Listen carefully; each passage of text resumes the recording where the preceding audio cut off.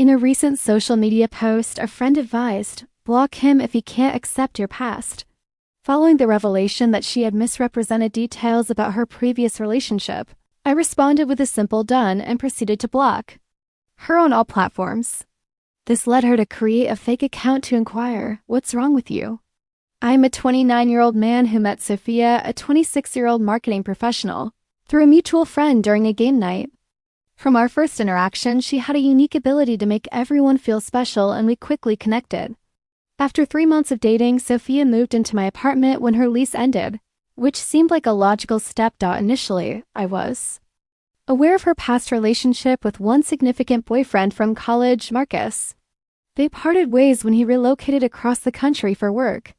Sophia shared this information during our 4th date over wine, expressing her desire for transparency from the outset, which I appreciated. Fast forward 8 months into our relationship. During a holiday party for her company, I was engaged. In a conversation with her coworker Jenna, when she remarked, "It's nice to finally meet you," she then revealed concern that Sophia might never date again after Marcus. I chuckled, acknowledging the challenges of long-distance relationships. However, Jenna's expression shifted, signaling something deeper. It turned out that Marcus was not only the man Sophia had dated, but he was also employed at her company, and he happened to be present at the party. Shocked, I excused myself to gather my thoughts. Perhaps there was a mistake. Maybe Jenna was mistaken. But 20 minutes later, a tall man approached me, wearing an expensive blazer. He introduced himself as Marcus, the ex who had moved away. His casual demeanor, coupled with a laugh, struck me as peculiar. He casually mentioned that he and Sophia had been together for 4 years and had cohabitated for 2, and that he had caught her in an intimate situation with his roommate. The details of the evening blur my memory, but upon returning home, I confronted Sophia directly about Jenna's comments regarding Marcus. She swiftly dismissed it, claiming there must be a misunderstanding, attributing it to the commonality of the name. When I pressed further, citing that Marcus alleged she cheated on him, she erupted into tears, maintaining that he was abusive, and that she had to lie about his departure for her own safety. That night, I chose to sleep on the couch, not necessarily out of belief in her claims, but rather to contemplate the situation. The following morning, she attempted to mitigate the damage through social media, posting inspirational quotes about moving on from the past and urging others to block those who cannot embrace their growth. Meanwhile, while she was in the shower, a text notification from someone named Derek caught my eye. The message suggested a fun encounter the previous night and hinted at a future meeting. I didn't need to delve deeper. The profile picture was enough to confirm he was Marcus' roommate from the party, Resolute. I commented, done on her post, and blocked her on all platforms: phone, social media, email, effectively severing all ties. An hour later, while parked outside a Starbucks, I received a call from an unknown number, which I let go to voicemail. The message was confrontational. "What is wrong with you? You commented on my post and then blocked me. Are you 12? Call me back." I chose not to respond. 2 weeks elapsed since I blocked Sophia, during which time I meticulously packed her belongings and informed her sister, whom I hadn't blocked, that she could collect the items from my building's lobby. The initial silence was unexpectedly tranquil. However, Sophia soon resorted to creating fake accounts, sending me messages under various aliases, questioning my maturity for ghosting her. I blocked those accounts as well. Then, I received a message on LinkedIn from a recruiter named Sarah Chun. Her initial tone was professional, but it shifted dramatically midway, suggesting that everyone deserves a second chance and that love entails forgiveness. I made sure to document that communication. Shortly thereafter, my landlord reached out to confirm I wasn't planning to break my lease early, as Sophia had supposedly informed him I was relocating to Portland for work. I clarified that we had broken up and she no longer lived there. The realization struck me. Sophia was not merely attempting to regain my attention. She was actively trying to disrupt my life. At work, my boss pulled me aside, expressing concern after someone had contacted HR about a supposed domestic issue I was facing. My heart sank as I learned that someone had reported I might be emotionally compromised, suggesting I could be unfit to manage my primary client account.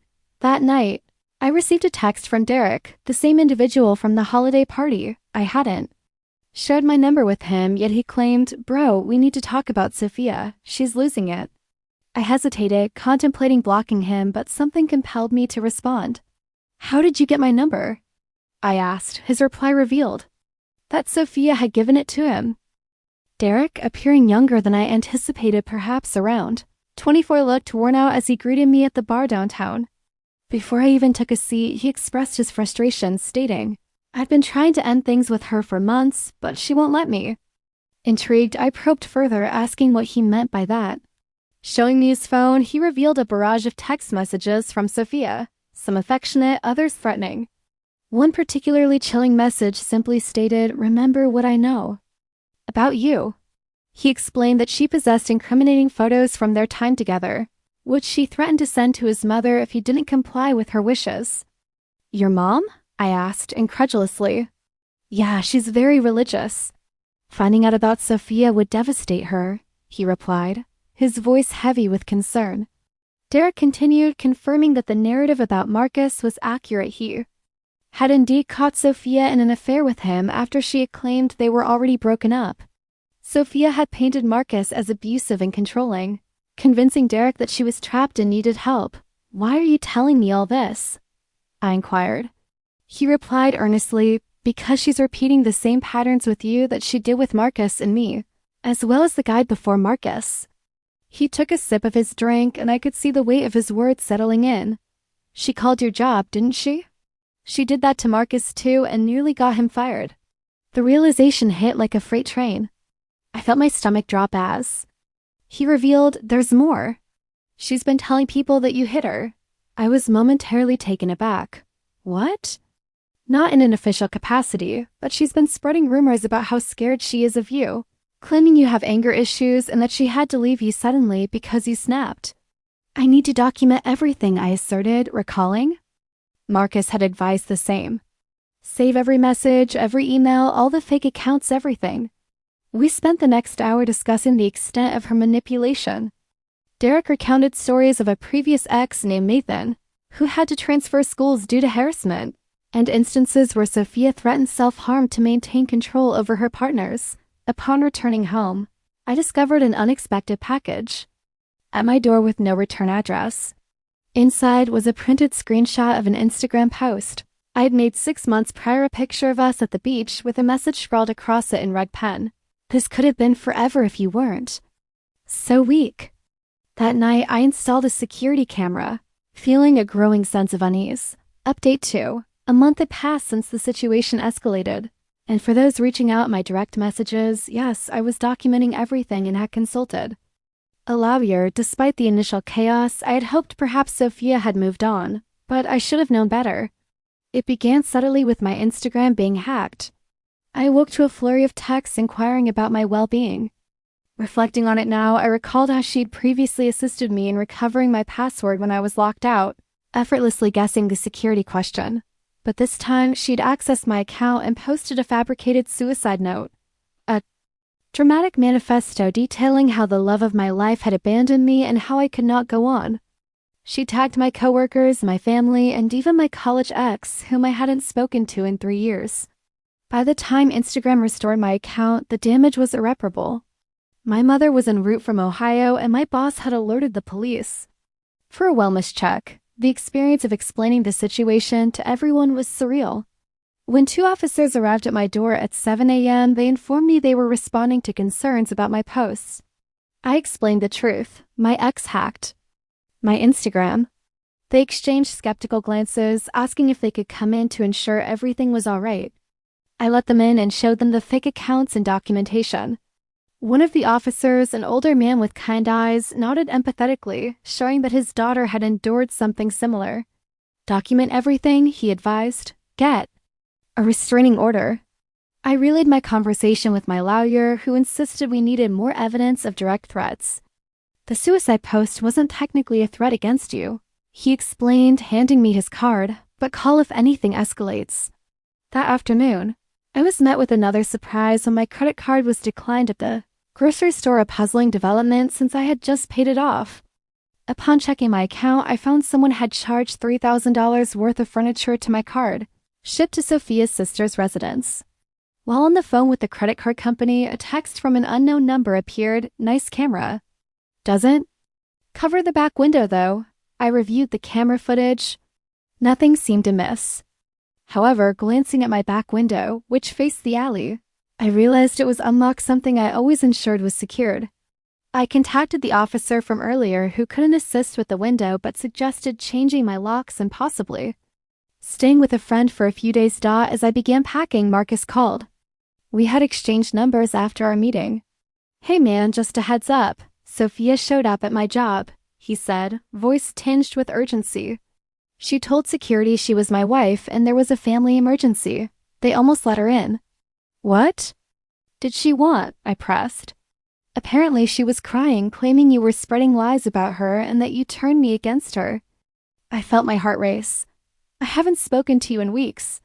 I know, but in her mind, we're all conspiring against her, Marcus explained. She kept saying, I know you three are planning something. Three, you, me, and Derek, he clarified.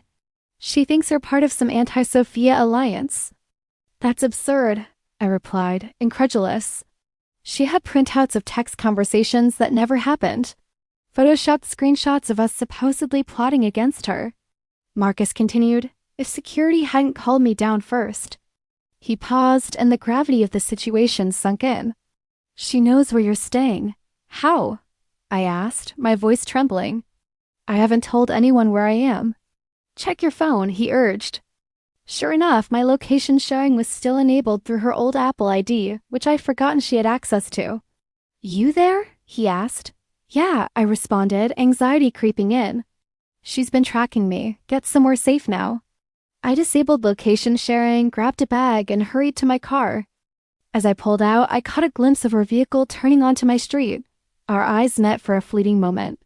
She smiled and waved as if nothing was amiss. I drove to a hotel an hour away, paid in cash, and used a fictitious name. That night, she made another post on Facebook. When someone shows you who they really are, believe them. Some people will coordinate elaborate lies rather than admit their faults, but the truth always comes out.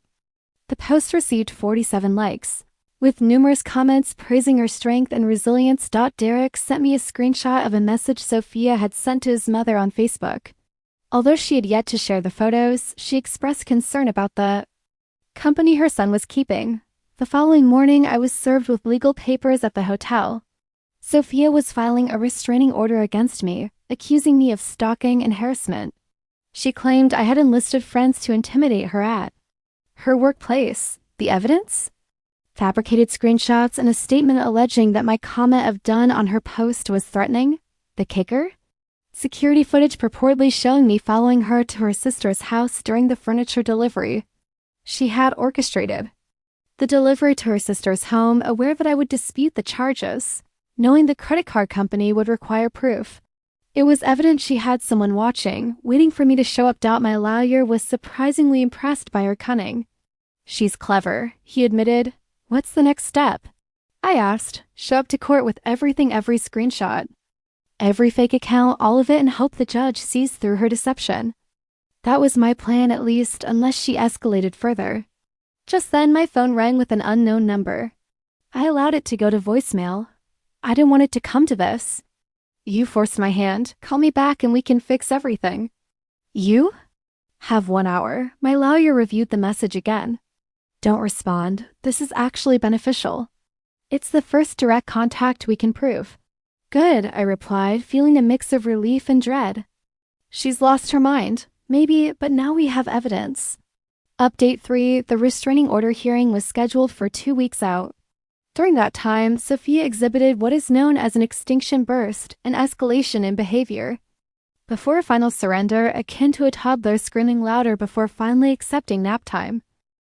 The reality of my situation became increasingly chilling as I came to realize that Sophia had likely acquired my social security number from the stack of paperwork I kept in my desk. Just 5 days before the upcoming hearing, my bank contacted me regarding suspicious activity. Someone had attempted to open a credit line in my name, followed by another call about a leasing application made using my information, and then yet another concerning a car loan application. I found myself sitting in the police station filing reports for identity theft, when a text from Derek interrupted my thoughts. Check her Instagram. I opened the app to find Sophia had posted a photo of herself with a black eye, captioned, "Some bruises are on the inside. Some aren't." Finally ready to share my truth. Domestic violence survivor. The comments flooded in, the outrage palpable as dozens labeled me a monster, shared resources for abuse victims, and praised her supposed bravery. My lawyer called me immediately, urging caution. Do not engage with anyone regarding this. Do not defend yourself online. Do not contact anyone who comments. We'll handle it in court. What if... I began to voice a concern. Screenshot everything? That's your only task, she replied firmly. Later that evening, Marcus reached out. Did you see her post? He asked. Yeah, that's my move, I responded, feeling the weight of familiarity. Apparently, she did the same thing when we broke up. Are you kidding? He replied incredulously. Check my messages. He sent over screenshots from 3 years ago, revealing a photo with a caption strikingly similar to Sophia's recent post. While the image was different, the setup was hauntingly familiar. Same angle, same pained expression, and the same left eye showing signs of bruising. How can the bruise look so similar? I questioned. It's makeup, he explained. She took a special effects course in college and bragged about it on our second date. She could probably recreate in her sleep. Do you have proof of that? I asked, grasping at any potential leverage. Her damn certificate is packed away somewhere, he said, pausing before continuing. But I have video. What? I was stunned. From when she did it the first time. I was suspicious, so I set up a camera in our bathroom. I have her on video putting on the bruise, taking photos, and then washing it off. Jesus Christ, I replied incredulously. Why didn't you use it? My lawyer warned me it might be inadmissible due to privacy concerns, but given her clear pattern, you should definitely send it to your lawyer. The next day, Nathan, the ex who had to change schools due to her harassment, contacted me as well. He had seen Sophia's post through mutual friends and wanted to help. It turned out he had been documenting everything for years, complete with screenshots of Sophia admitting to a friend that the bruises were fake, and texts where she laughed about winning her restraining order against him. Just 3 days before the hearing, Sophia made a critical misstep, a desperate act of hubris. She sent an email to my work address, her genuine email, not a fake account, with the subject line reading, "Last Chance." The message was a lengthy, erratic diatribe, alternating between declarations of love and threats. That felt less like a calculated plan and more like a frantic outburst due to her usual tactics failing. Within the email, she wrote, I know you're gathering your little army of exes.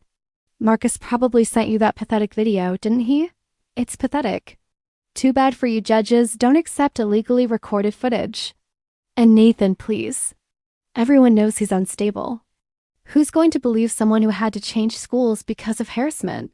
You have no idea who you're fighting. I've done this before and I'm just getting started with you. Drop the lawyer. Come home or I'll make what I did to them look like foreplay. I forwarded the email to my lawyer, who let out an excited exclamation. She just admitted to everything in writing using her verified email address. Her ego finally got the best of her. So we're good, we're better than good, we're golden. The hearing itself turned out to be anticlimactic.